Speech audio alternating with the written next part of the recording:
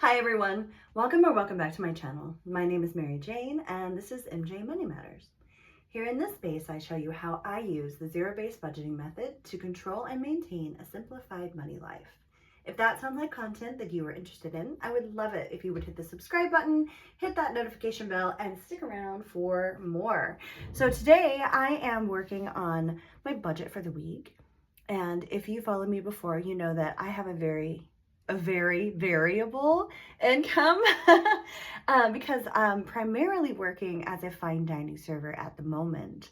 I was working during the school year as a contractor at a school, but it's June and that has since ended for the season. So I get paid in a very unusual way for restaurants where I get a check for my credit cards, which, okay, that might be pretty normal. But I have to actually pony up the cash for my tip out every day that I work to my server assistants and to the bartenders, even if all of my credit cards are going on my check the following Friday. So what happened last week was that I made primarily cash over the weekend. So last week I had a flush with cash stuffing. And this week my check will be relatively small because most of the money was made in cash. So isn't that fun? Okay, so this is what I'm working with today. If you can see, my total is $531. I have the big days, right? Today is Wednesday, so I'll go to work tonight. And then I have Friday, Saturday, and Sunday. Sunday brunch, that is. So I might make some money in cash. I'm not quite sure. I mean, I could. I may not. It's unclear. So what I will do was predict the knowable. So $531. Now, I borrowed from my savings for a multitude of reasons, and that's why you have savings, but I would like to pay back my savings so that I'm back on track. Currently, I'm saving to be 2 months ahead on all bills. And I was so close, but things happen. And so a big part of what I'm doing today is paying back my savings because it is the end of the month. All of my bills are paid with the exception of $8 for American Water. So I'll put that down. I think it's $9. Is it $9? Yeah, $9 for American Water. That's the only thing that's coming out by the end of the month. Everything else is paid for. So that means that I can use this primarily for things that need to be paid, but also for savings as a payback. Why do I need to borrow from my savings? I need to borrow from my savings because I'm still figuring out how to fund my tip out bank. Some days I might tip out $150. Other days I might tip out $4. So it really is all over the place. It depends on how busy it is at the restaurant. It depends on how many people are working. So, you know, I tip out based on my sales, not on my tips. So sometimes I am the winner and sometimes they are the winner. But either way, I have to have the cash. All right, so payback. Weebly. What is Weebly? Weebly is my my website host, and I do a fund where I pay it once a year.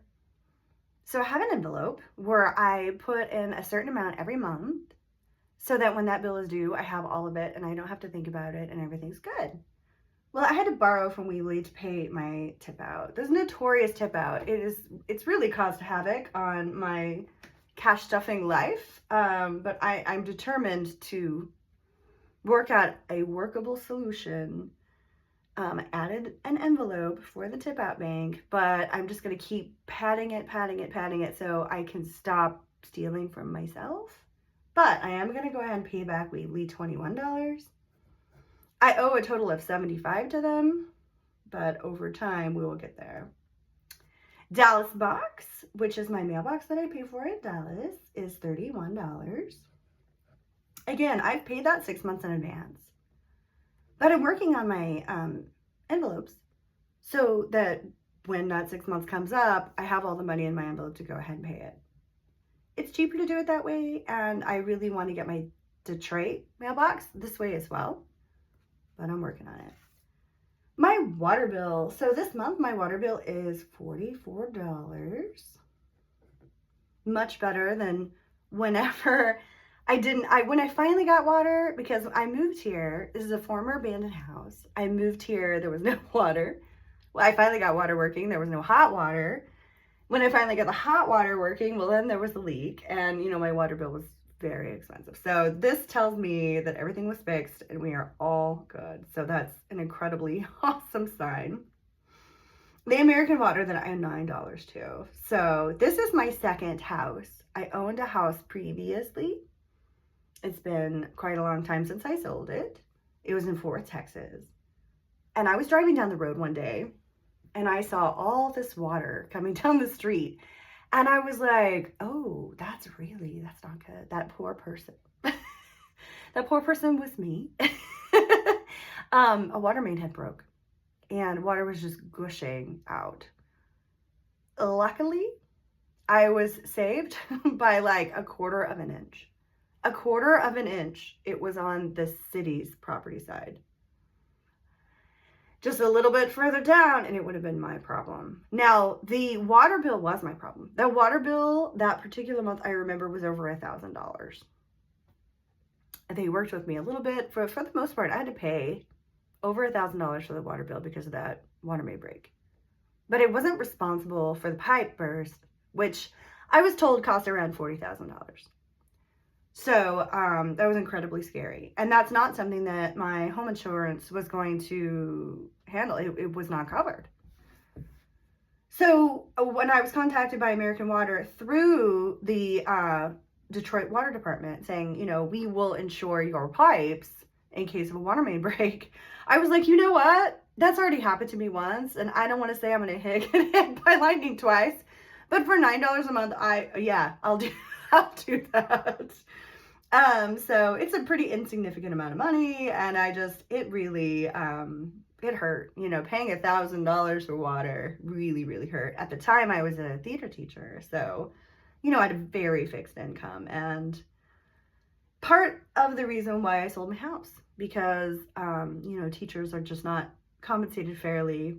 I worked an insane amount of hours, so I couldn't really side hustle because I was constantly doing theater. You know, I was constantly doing shows and after school stuff. And so it was a rat race that I had to get out of.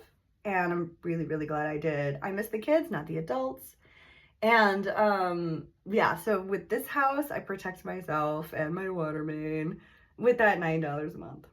Cigna is for cancer. So there's a very high occurrence of cancer in my family, and it's just easier to just pay it. It's $26 a month.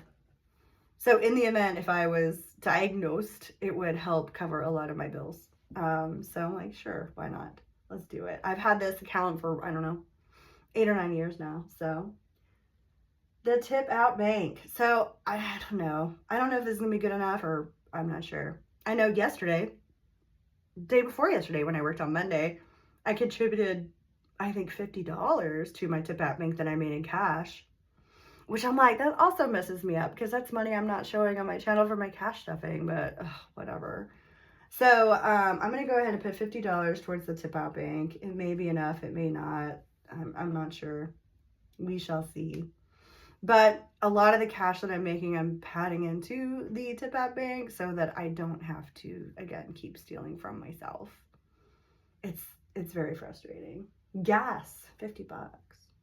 Now I go to Sam's Club. I don't know if you guys have ways to get cheaper gas in the comments, let me know. But I go to Sam's to get a little bit of a discount. But I learned the hard way after waiting in that incredibly long line that Sam's will not let you pump gas unless you have $100 in your account. And of course, I don't use credit cards, so it has to pre-authorize $100 before it will pump out a single drop of gas. And there was one time where I had put $80 in my account to cover the tank of gas, and it wouldn't pump anything, and I had waited and waited and waited. And I was literally about to run out of gas, and I couldn't get it to work, and I had the attendant come over, and she just kind of looked at me like I was insane. And she's like, well, do you have $100? And I was just like, no. And she was like, well, then it's not going to pump your gas. Yeah. I carry my tip out bank with me because it's in my waiter bag. So I do things sneakily, I guess, sometimes, where I will, on my way, because the bank is right next to Sam's Club, I will put that money into the bank and I will pump my gas, and then I will just go back and get the money out because I need it for my tip bank, but I also need gas. And so it's my workaround. It's an extra quarter of a mile, and you know, I do what I can to keep costs down because things are expensive. All right, so if I were to add all of this up, it should leave me with $300. So let's see. I'm gonna pay back Weebly for 21. You can see that there. Dallas Box is 31. Detroit Water is 44. American Water is $9. Cigna is 26. And then 100 for those two is 231. $300 is 531. So I'm gonna pay back my savings, $300. I owe my savings after this $1,500 owed to myself. And what are you gonna do? But this is why we have savings, because when something came up and I needed $1,800, I had it. And that's a really good feeling. So that is my budget for this week. I'm very hopeful that I'll be able to make some cash so that will go up. And then I will make cash that will go beyond my tip out bank so that I can add to that number. It's a pretty sad and dismal number for the week, but that's okay because there's hope. Now, I did go on a job interview to try to get a second job. And for the summer, it was quite disappointing to me because it was for a big chain restaurant that I've worked at before. I would say it's like upscale casual. So they have an okay ticket price, you know, nothing too low or anything. And it's at a very, very fancy sort of like outdoor shopping center and in a very, you know, affluent neighborhood, if you will. So I was pretty excited about it. I put my stuff in, and I worked for them 20 years ago, by the way. So I would be like returning, and you know, everything is online. It's so impersonal. So I put it in, and I got a thing back, which is, you know, automated or whatever. And they were like, what is your availability? And so I put it in 2 days a week, nights only, which are the 2 days that I'm off because I have a set schedule at my other place. And I was just like, it's pretty miserable here in the summer at night. It's like, I'd rather just go to work and make some money and try to hustle and like meet my goals. And so they were like, great, can you come in for an interview tomorrow? Now, keep in mind, all of this is automated. AI. Bullshit. Am I allowed to say that? I don't know. Am I allowed to cuss on this? I don't think so. Well, I did. So I go in, and the first thing that, hi, oh yeah, she worked here before, and she looks at the paper, and she was like, why are you only available Tuesday and Thursday? And I'm like, that's what I put in. That's literally why I'm here. I put that in and asked me to come in for an interview, and she's like, yeah, I can't work with that. And I was just so mad because it's like AI wasting my time because it's not a freaking person. Because I was like, oh yay, they're so big and so busy, like they could literally accommodate me just working on Tuesdays and Thursdays, and apparently that was not the case. Not that I'm against DoorDash, but it has really gone down, and so I really don't want to spend my time and gas and wear and tear on my car on that this summer. It's just not, it's not been profitable, and it hasn't been for some time. So, and the gig things are so infrequent, you know, it's like mostly catering gig stuff on the weekends, and you know, I make so much more at my own restaurant, so why would I do that? So I had to sort of change our priorities. So I have, you know, 3 main priorities. So getting my travel trailer, Myrtle, I was quoted $5,000 to haul it on a flatbed truck by someone who's licensed and bonded and works specifically with vintage trailers. So is that incredibly expensive for that? Yes. Do I think that's worth that? Yes. So that is what it is. The other thing is the moving van from Dallas, where I want somebody who is licensed and insured because I have my 5-foot tall champagne glass, which, you know, weighs 400 pounds. It's going to live down in my basement, so I don't want anybody falling down my stairs and suing me. I really need somebody who carries their own license insurance. They know what they're doing, and they do this all the time. Not to mention it's like 1,100 miles, and yeah, I want it done right. So plus I have to take time off work. I need to go down there because my stuff is in various places, not just in one place. So with me doing that, I'll probably have to bring my own car so I can load up that too, instead of just flying. So I'm just like, it just adds up, doesn't it? So I'm thinking somewhere in the neighborhood of $4,000 for that, which of course is a total of $9,000. So none of that generates me income. No income. It just reunites me with my things. Reunited, and it feels so good. But because I can't hustle like I really wanted to, I'm just like, this has to go onto the back burner. Because if I spend, let's say I spend $4,500 on a churro car, I can realistically make my money back on that in 5 to 6 months and make profit. So unfortunately, I need to turn my priority into this and have my money make money instead of this, where I get to be with my things. And it's very emotional for me because I can't perform because all of my stuff is in my storage. So, and yeah, but I'm trying to be adult trophy here. And of course I want to build my fleet, and I'm very passionate about this is what I want to do and this is the direction I want to go in, but I just really wanted to get my stuff. So this is a case of me having to do the adulting thing and bite the bullet.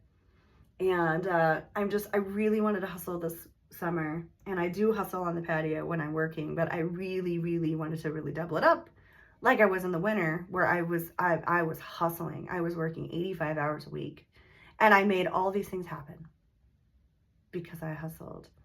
And I just have to realize, like, the universe is telling me I need a little break, and I'm going to use this time to work on my house, which I wanted to do, but you know, it's hard. I have so many goals, and trying to reach them, prioritizing is difficult. And sometimes you just have to look at what it is you're trying to accomplish and what's the fastest way that will get you there. And it's not necessarily the thing that you want to do. It's not necessarily in the order that you want to do it, but that's just life. So anyway, thanks for watching this week. If you made it this far, I really appreciate you.